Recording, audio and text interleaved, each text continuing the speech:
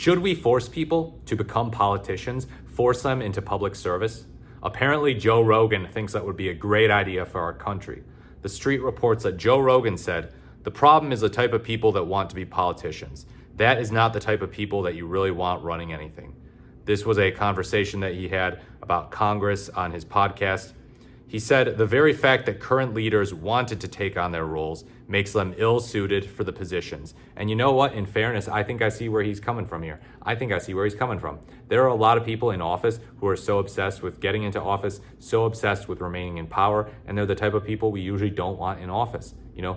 And conversely, where you've got these people who don't want to run for office, or who are at least significantly more reluctant, they're the type of people who are probably going to do better.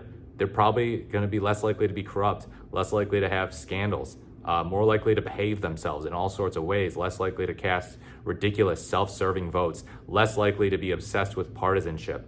Think about Dwight D. Eisenhower. People wanted him to run in 1948. He was like, no. Then finally in 1952, he runs as a Republican, and he ends up being a very moderate Republican, in fact, calling himself a progressive Republican. And he's looked at very fondly today as a president overall. People don't really associate him with scandal either. So Rogan's onto something here.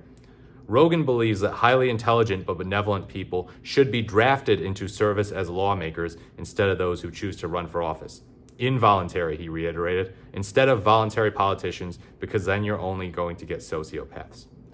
Yeah, I don't know about that. I don't think that every single politician that we have right now is a sociopath. And I don't mean to come out here and simp for politicians as a whole, but no, not every single one of them is literally a sociopath. There are plenty who are, even if they're not good politicians and they don't cast their votes well, they're not literal sociopaths. There are plenty of problematic people in both parties, but sociopaths. And, you know, also on the other side, there are people who, you know, would not want to be politicians and are smart and seem benevolent, who we might draft into office, and they would end up being bad politicians, corrupt, self-serving narcissists. So yeah, I don't know about this.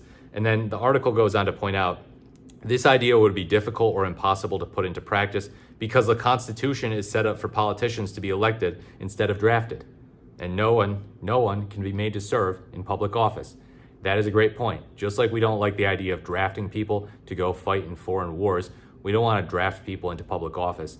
And another point, so even if this does improve the country, even if we get really smart, better leaders who aren't complete clowns like Donald Trump or something, we'd also have to worry about some of those issues of, you know, the involuntary nature of it, where it's like, okay, if someone I love got drafted to become a politician and they ended up being a great politician, I'd be happy about that. But considering some of the culture of violence and unfortunately even assassination that we've seen lately, remember 2 Minnesota lawmakers were shot recently back in June, and you know, Tim Walz spoke at length about that and how it was a MAGA guy who did that. But think about the extremism that's brewing on both sides, especially the right, but also on the left, that, you know, just leads people to these acts of violence. If I had someone that I know and love drafted into political office and they ended up getting hurt, assassinated, something like that, and they lost their life because they got drafted, I would not be happy with that. I would be like, no, we cannot have this system of drafting people to become politicians. So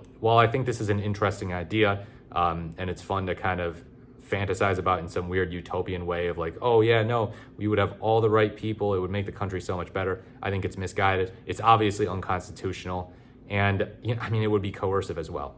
It's, you know, coercing people to serve in public office. What's going to be the penalty if they don't comply, if they don't want to become a politician?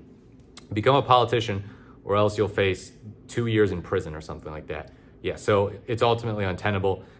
Creative idea, but not going to work out in our American system of government. Let me know what you think about Joe Rogan's suggestion in the comments below. Please like, comment, or subscribe to the channel. Thank you for watching, and I look forward to speaking to you in my next video.